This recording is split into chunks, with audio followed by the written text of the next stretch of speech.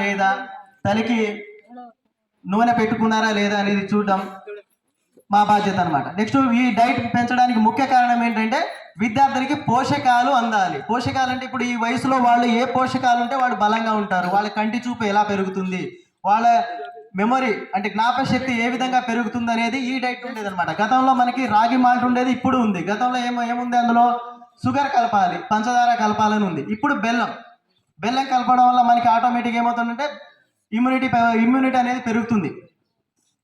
Next భారతదేశంలోనే మొట్టమొదటిసారిగా అన్ని రకాలైన హాస్టల్లో డైట్ మెనూని ఇదే కామన్. అంటే మన భారతదేశంలో ఎక్కడా లేదు, మన తెలంగాణలో మాత్రం అన్ని హాస్టళ్లలో ఈవెన్ ఏకలవ్య మన పక్కన ఏకలవ్య ఉంది. ఏకలవ్య వాళ్ళు కూడా ఇవాళ ఇదే ప్రోగ్రామ్ చేస్తున్నారు, అదే మెనూ వాళ్ళు కూడా ఇంప్లిమెంట్ చేస్తున్నారు.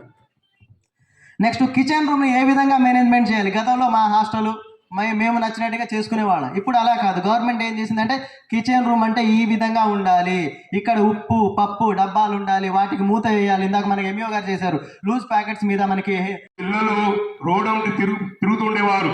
కానీ ఇప్పుడు చాలా పిల్లల డిసిప్లిన్ విషయంలో కానీ బాగా క్రమశిక్షణ ఎప్పుడు ఇది అవుతుందో అప్పుడే ఆ యుద్ధ బుద్ధులు బాగొస్తుంటది. విద్యార్థులు జన్మనిస్తారు కానీ విద్యాబుద్ధులు నేర్పేది ఉపాధ్యాయులమే.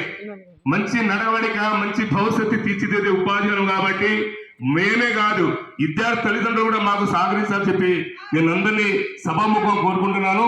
కాబట్టి ఈ అవకాశం ఇచ్చిన పాఠశాల ప్రధాన ఉపాధ్యాయులు కానీ పిల్లల తల్లిదండ్రులు కానీ నా తోటి ఉపాధ్యాయులు కానీ